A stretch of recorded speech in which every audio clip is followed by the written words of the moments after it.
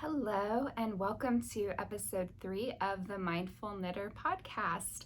My name is Claire, and I am your host today and every day of this podcast. I'm so glad to have you with me here today. If you are a returning viewer, welcome back. I'm so excited that you're still with me.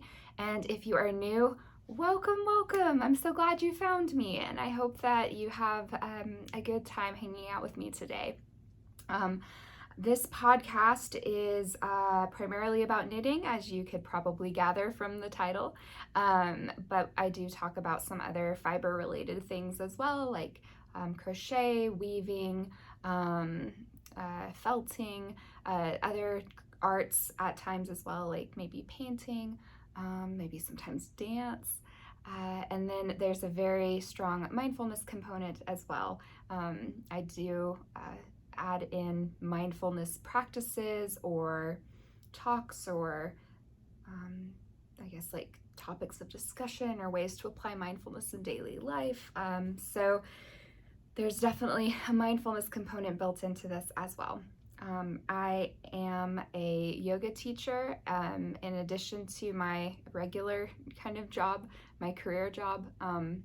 And in my career as well, I incorporate a lot of mind-body health and wellness and mindfulness and that kind of thing. So it's definitely a big part of my life, and so I wanted it to be a part of my channel as well. So other things about me, so I already told you my name is Claire. I live in the southeast US with my husband Alex, our two Great Danes, Nolly and Murphy, and my hamster Crema, who is highly antisocial. And as of just a little bit ago, when I checked, the channel has 90 subscribers, which is so insane to me. I'm so excited. I didn't really know what would happen when I started posting videos on YouTube. So I'm just incredibly happy that it seems like people are enjoying it, or that they're getting something out of what I'm able to share. That was my goal, is I wanted it to be a channel that kind of like gave something to people. So I'm really happy that that seems to be the case, and I hope that I can continue to give you something, whether that's something useful or entertainment or something. And then also I just really wanted to say thank you so much to everybody who has reached out to me on social media. If you are looking to find me on social media, my Ravelry is Mindful Knitter Pod on Ravelry, so pod like podcast. And then my Instagram is the.mindfulknitter on Instagram. So I'd be happy to have you come add me as a friend, to give me a follow, say hello, share some of your whips or your finished objects, join in the chat room.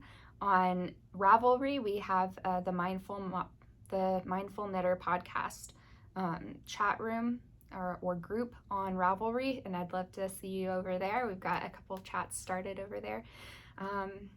But yes, if you have reached out to me over the last week, I really wanted to express how much that means to me. I almost cried like twice because it really was very touching. The lovely comments that I've gotten on YouTube and on Instagram and Ravelry have just really meant so much to me, and I could probably go on about that for a really long time, but I won't, because I have to be a good manager of time today, because I have a class I'm helping teach later this evening, so I can't just ramble like I normally do. But thank you so much for your very, very lovely messages, for sharing the work that you've been doing, sharing a little bit about yourself. That's just been so awesome. I really appreciate it so much. But okay, I won't go on about that anymore. 90 subscribers. So all right. So we already talked about where you can find me. So we'll just get right into our content for today.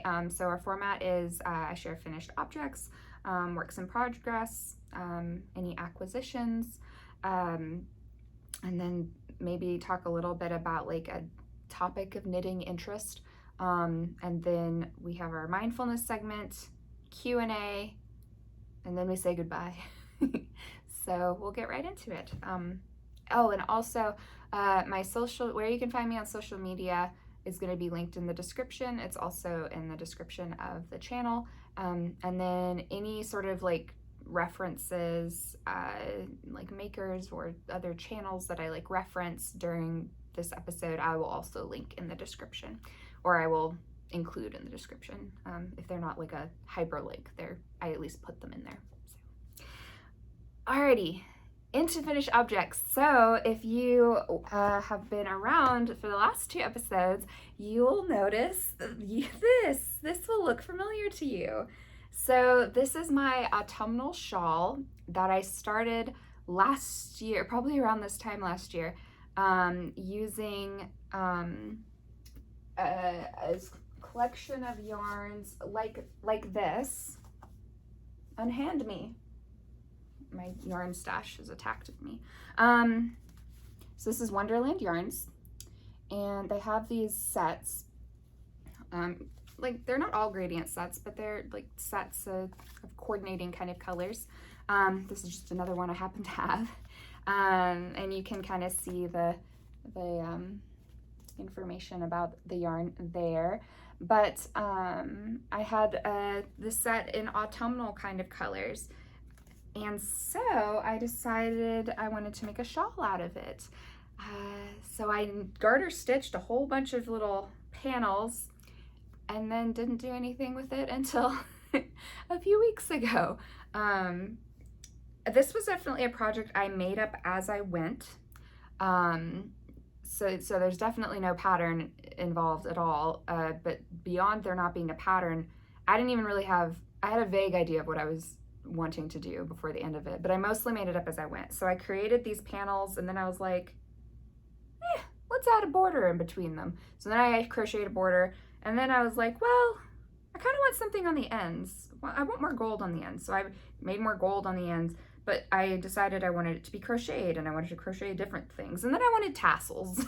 So this is very much a, it's like doodling with yarn. I just I had my colors, I kind of had my idea, and I just started doing things with it until something emerged. So this shawl ended up being kind of massive, kind of big. I'm happy with it though. I'm really, really happy with it.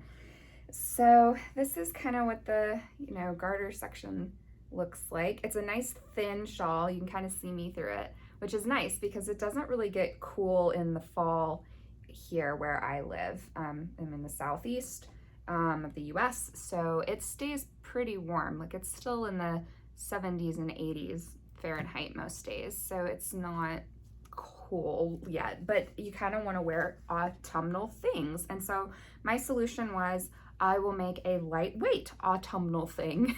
That'll kind of get my craving for autumnal clothes and knitting. And then here's my crocheted like edge that I did, and then my tassels that I made this morning and attached this morning. I found a tutorial on YouTube for making the tassels, and so I'll include that in the description below because it was an easy tutorial. I kind of tweaked it though, as I tend to do with most things. There are parts where she has you pull strands of yarn through, like when she has you like tie off of this part, you like pull the strands back through or stuff like that, and it's hard to just do with your fingers. So I actually used a crochet hook to kind of get into those spaces, hook my yarn and pull it through that way. And I did that in a couple different ways, but they make these nice little tassels, and I'm very pleased with this. And again, there's my border. I'm pleased with my border. Everything's looking very floppy on screen because it's a thin shawl, but it's perfect. And you can see it's huge. It's huge. It blocked out enormous. Enormous, I say. So I'm so excited about this though. I was very, very happy with it. I guess this is the correct side. There's not technically a wrong and right side, but I made a right side so I wove in all my ends on the wrong side. And so this side just looks a little bit neater. Look at this. I'm so excited about it.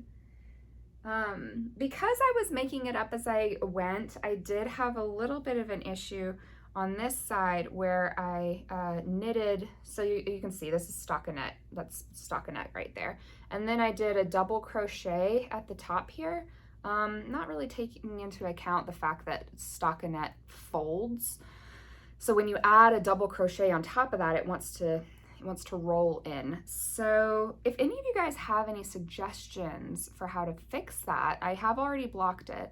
But if you have any suggestions, I'd be very happy to hear what you would suggest. I thought about that on this side, and this kind of helped. I did a garter row at the top, and then I did my double crochet, and this lays flat. This doesn't really curl.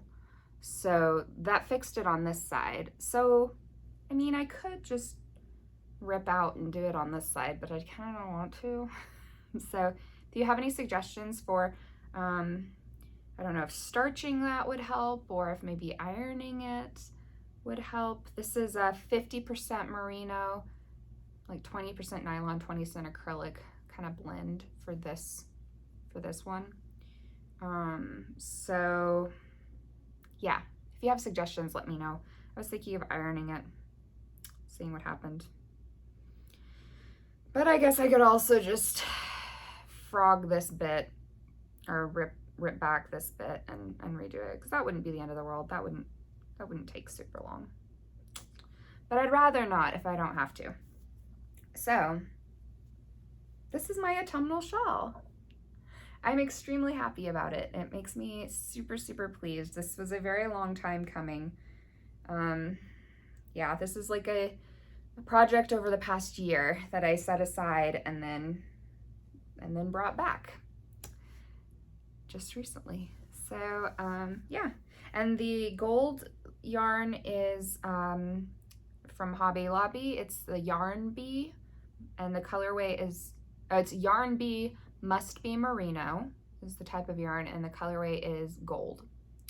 So this is a very splitty yarn. It can be a little irritating to work with, I'm not going to lie to you, but it's very soft and it has a nice subtle sheen to it, so it makes a nice product when it's knit up, but it does split a lot, which is kind of irritating to work with. So maybe keep that in mind. But this is my autumnal shawl, and I'm super happy about it. So yes, I got it done for my episode this week. So this is my second finished object. This one I actually finished this summer for this fall. And this, I don't actually know what the yarns are for this, but if you've got scrap yarn hanging around in your stash that you don't know what to do with, cowls are a really great way to use it up. So I had this wool, not merino, but this is just wool, kind of a bulky yarn, and then I had this kind of bronze, I think this is acrylic yarn, just in my stash, just kind of loose. I think that I got them for free from somebody at some point in my life, and so this was actually the first stockinette stitch project I ever did, was this summer. So you can tell I'm a highly experienced knitter if I just did stockinette this summer. This is my first go at stockinette. So it's not a perfect piece. Then I did the garter on the edge with this bronze. And the reason I have this kind of like panel here is because I need to trim that. I have a woven in that's come out. Maybe if I just poke it through to the wrong side. There we go. No one's the wiser. So yeah, I ran out of the orange. Apparently it was not a very big skein, maybe, but it's a good little cowl. It's warm and it's very cozy. It's soft. It's very autumnal and it goes with all kinds of stuff. I think it's the perfect kind of like size, I think, for me. Like I can kind of like fold it up like this around my neck if it happens to be cold, which probably won't be around here. But every once in a while we get a day in the fall that's kind of chilly. Or I can just kind of hang like loosely like this. This is kind of like the perfect sort of place for it to lay for me that I like. I like them to lay right here. Some people like them longer. Some people like them bulkier, so they're like up like this. I like it just like this. So this is my little autumnal cowl that I knit this summer. And it has not been cool enough yet for me to wear it, but hopefully it will be soon. Maybe we can go apple picking later and it'll be cool. I'll actually be visiting a friend in Wisconsin in a few weeks, and so it'll be chillier up there. So I'm planning to bring my autumnal knits with me when I go visit her in Wisconsin. I would love to do a vlog while I'm up there to maybe get, you know, some footage of the autumn leaves. I'm planning to go to at least one local yarn shop while I'm there. So if nothing else, I'll post all that kind of stuff on Instagram, but I would really love to get a blog together for you guys as well for while I'm there, because I just think that'd be really fun. I love watching people's travel vlogs, especially when their knitting is involved, because I need to put together what I'm going to knit while I'm on the plane, and then what I'm going to bring with me to knit while I'm there, like a bigger project. So, which I actually already have one in mind that I will share with you probably next episode. But yes, so that's going to be coming up, is Wisconsin vlog, hopefully. And then these are my autumnal knits.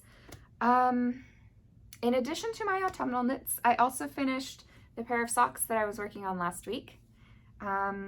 They are kind of dirty because I wore them and then I was like, darn it, I'm supposed to record an episode today, and I needed to have these socks to record. That one seems dirtier. Which one's less dirty? They're both kind of dirty. With our dogs in the house, our floors do not stay clean. You're just gonna, I'm so sorry, but they are gonna see dirty socks. But these are them. Oh no, it's so upsetting. I will show you clean socks in the future. How awful. Ah, well, here we go. So these are, I'm calling them my stained glass socks. This is sock yarn from Nanette Wake Studio. She has a shop on Etsy. This was her Christmas hard candy colorway, I think is what it was called. And it is 85% superwash merino, 15% nylon. It's very soft and squishy and lovely. It's my favorite sock yarn to knit with. And contrast heels and toes are also Nanette Wake Studio in an unknown blue colorway that came in like a pack of minis. So please forgive me for the dirty sock. But you can tell that the yarn is very beautiful, even if the dirtiness is not. I apologize. I was unprepared. I got all my stuff together and then realized that these socks are very dirty. So, oh, I apologize. But these were a fun knit. I just used a vanilla sock recipe by Crazy Sock Lady on DPNs. She has a tutorial on YouTube. I just changed it up to where I do a 2x2 cuff. She does a 1x1, but I like the 2x2 cuff. And these were knit on US 1 DPNs. This is the size medium in her recipe. I'm gonna let you guys know how these wear because I'm having an issue with all of my socks stretching quite a lot as I wear them and as I wash them. I have been knitting the size small on 1.5 DPNs, and so I was curious if I knit the size medium on size 1 DPNs, which is what I should be according to her pattern. I was curious if maybe they would stretch less if I did it that way because it would make a different fabric. But I don't know if that's working. I think they're still stretching quite a bit when I wear them. When I put them on, they fit great. And then just as I wear them and as I wash them, the more I wear them and the more that I wash them, and I do hand wash all my hand knit socks, they're just stretching out. So do you guys have any solutions for that? I can try Googling it too, I guess. But if you guys have any good solutions, please let me know, because I would love to know some tried and true tricks for socks that stretch. So those are my finished objects for this week. So I'm very excited to have, I'm taking this off because it's hot. So hot, I tell you. Yeah, I think it's 80 today where I am. So it is too warm for that mess. But I'm very excited for my autumnal knits. Hooray. So next, okay, so whips, works in progress. So I have a couple works in progress to show you guys today. The first of which, this is easiest, well, this is pretty easy to get to. So this is a cardigan I started this summer. Yeah, this summer. I can't remember exactly when this summer. And then I put it down because I started knitting socks like crazy. So I actually started this. That is not a yarn label for this yarn. I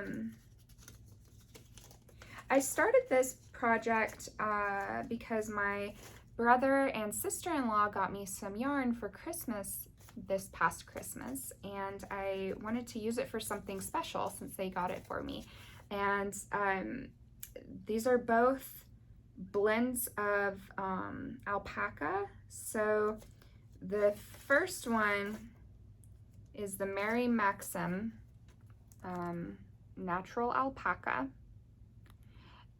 and it's a blend. It's 77% acrylic, 20% alpaca, 3% viscose. So, which you can actually see like right there. But yeah, it's I think DK weight. The color is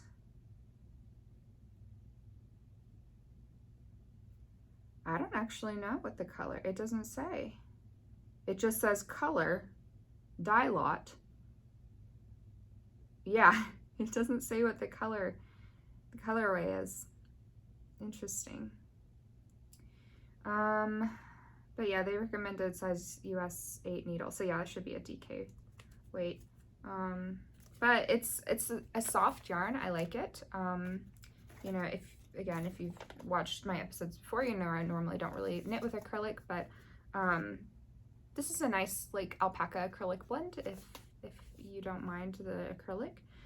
This one is 50% wool, 25% alpaca, 25% viscose, and this is the Rowan felted tweed yarn, and I really like it. It's very, very pretty. Don't think that is really,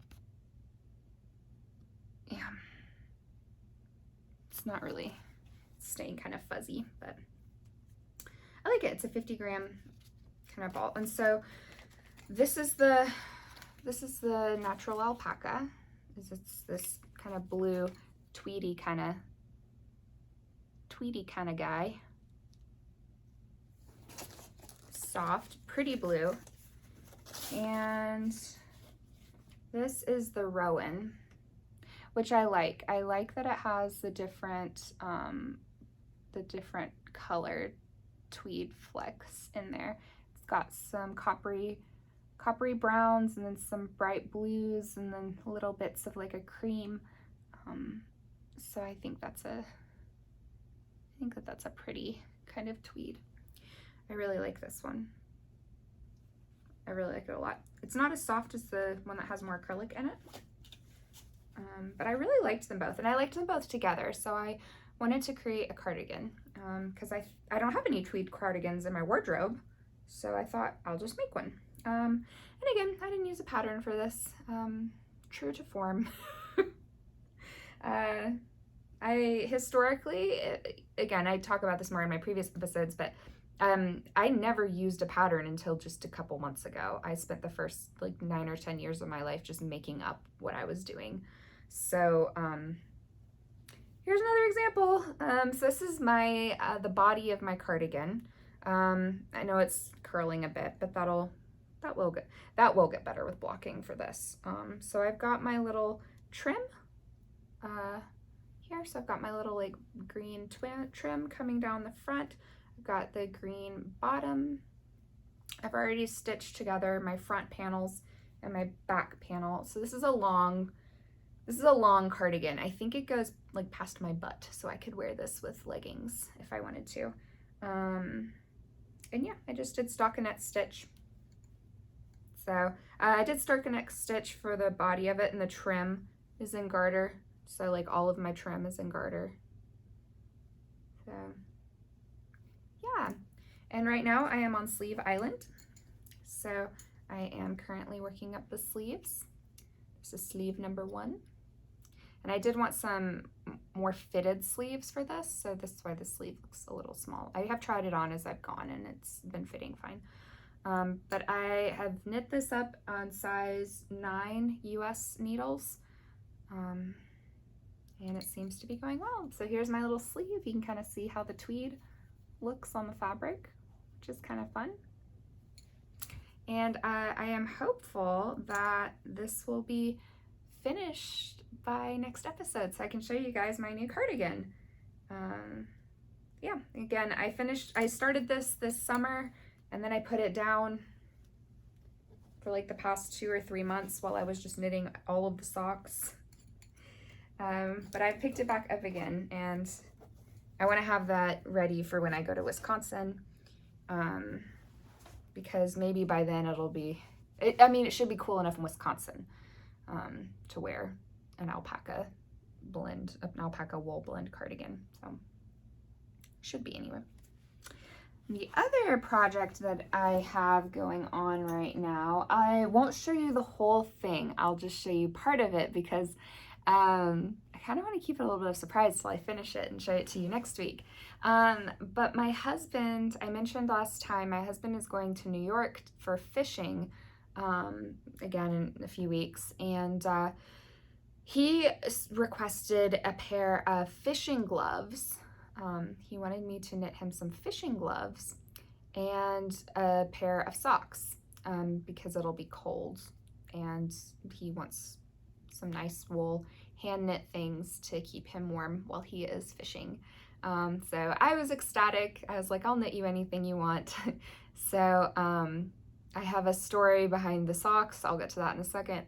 But for his gloves, so I've never knit mittens or gloves or anything before, but so I made these up as I went because I was like, well, hands are kind of like feet, so I can just use deep hands and do like a tubular type thing, but make sure there's a thumb hole. And he wanted a very specific kind of design where some of his fingers are covered but others aren't. And so I will just show you a little bit. I'll show you like half of what we've got so far.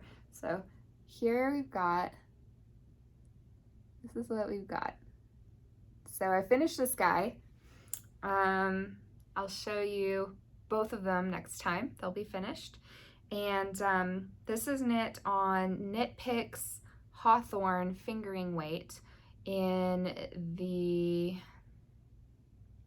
what's the colorway for this one? I think it's something like Macabon. I'd have to look. I don't remember. I'll get that information so I could share it with you. It's the only black variegated Hawthorne colorway though. But it's very pretty. It's got, so this really deep, lovely, rich black color variegated with this kind of steely teal blue, and then these different shades of gray. So I'm pleased with it. I think it's going to hold up really well, and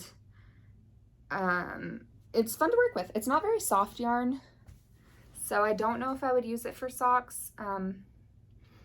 And actually that's like part of my story. So my husband wanted black gloves and green socks. So I had shared last time, I got him the Mount Tibor in the Knit Picks Hawthorne fingering weight yarn. The colorway was Mount Tibor, and he did not like that colorway at all. I asked him several times over the past week, and he was like, I just don't like it. He was very neutral about it until I finally forced it out of him, because I could tell he doesn't really like this color. It's gorgeous. It's so pretty. It's beautiful variegated greens, but he doesn't like it. It was too exciting for him. He wanted something more like woodsy, I guess.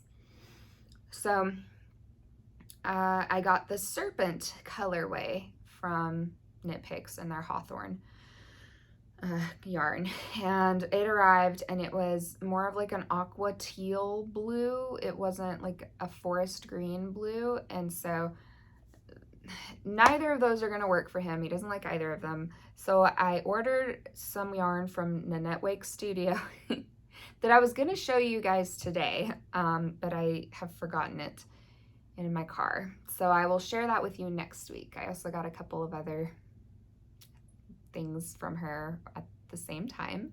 But yes, so I do have yarn for his socks. It's green, and it should be fine, but we'll see. It's very pretty. I love it. It's soft. I think he'll really, really like it. I haven't showed it to him yet because it just arrived, but I'll show you guys next week and let you know if he's approved it or not.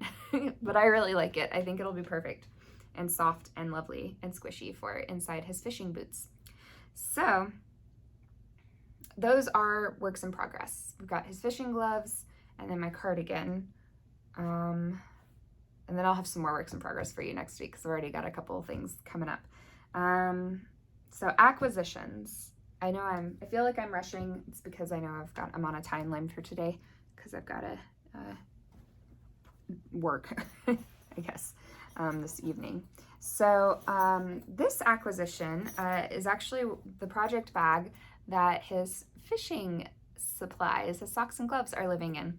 I love this so much. I didn't get this past week. I got it a few weeks ago, but this is the first time I'm using it. So it's this beautiful little cat pattern. It's got this cute little cat, like a Siamese cat with a ball of yarn on its zipper.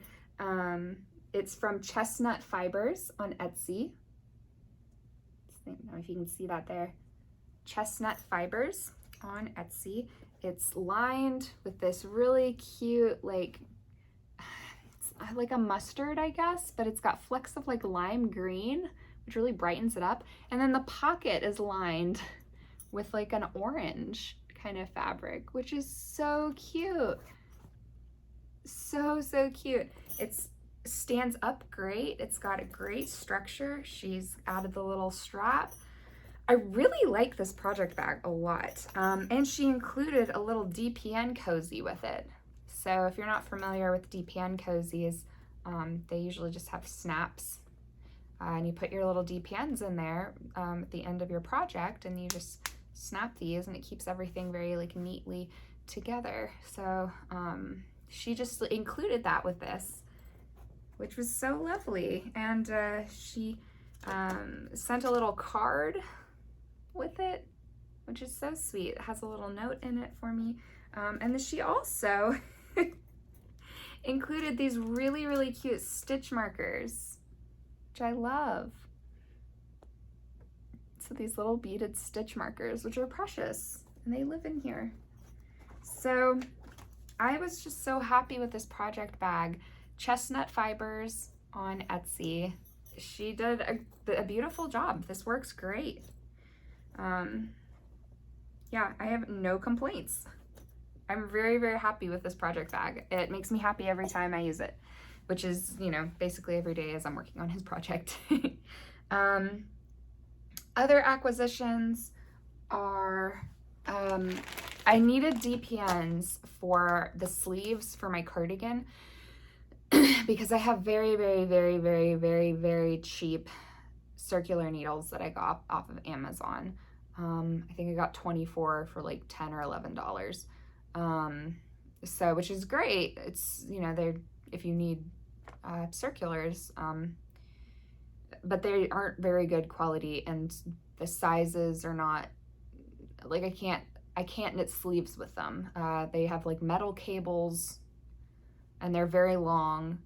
And the needles themselves, I don't have a pair over here to show you. The needles themselves are fairly long. So I couldn't knit sleeves with them, at least in the round. So instead of trying to faff about trying to get a bunch of interchangeables or super bendy wires, or I was just like, I know how to use DPNs, I'll just get DPNs.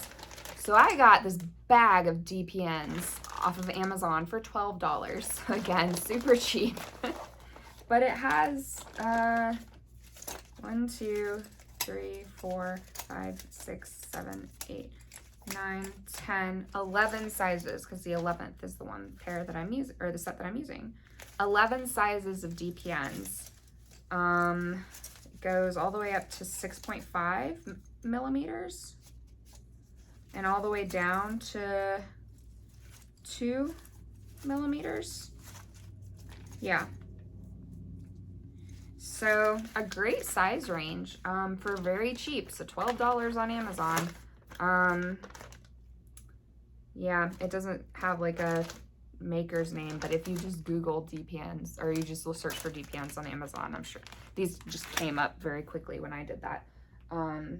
So, and they seem to be working fine. They're pointy, they're metal. They seem to be working just fine. Other acquisitions to mention. I guess that'll be it for this week, because I forgot to bring my sock yarn. So I will share that with you guys next week. Is my awesome sock yarn, for which I'm very pleased, but I'm happy for my cat project bag. So let's see. So for my mindfulness segment for this week, just a very like kind of quick one for this time. I have noticed over the course of my time knitting, it has really increased my sense of appreciation just for things. But particularly like, I guess like items, or food, but all sorts of items. So for instance, when I'm making something, like I really appreciate all of the hours. Like it took hours to make this shawl. Not to mention all the people that dyed the yarn, that harvested the wool, that, you know, there's a whole long line of people before me, before I even got this yarn, who made my tools, you know, but just for me to make this took, you know, 100 hours or more. So I just have a great appreciation for my hand knits, but it makes me appreciate like all of my clothes more. Like all the materials that go into them. But things like my refrigerator, can you imagine all of like the man hours, like the time and the energy and the late nights away from people's families, and you know, the brilliant ideas that made people so excited, you know, that went into making our modern refrigerators, or my bed, or my car, or, you know, just all sorts of things. Like I just have so much more appreciation, I think, for things that I have, but then also a greater appreciation for other people's work, their ideas, their passions, their creativity, their time. So yeah, I just kind of like a mindfulness thing for today is the idea of appreciation, and how our practice of making things can help us to appreciate other things people have made.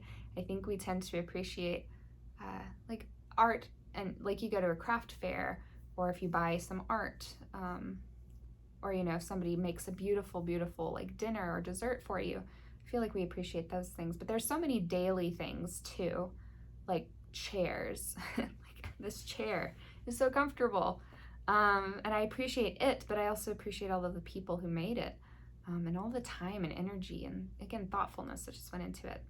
So just a quick one for this week is the idea of appreciation.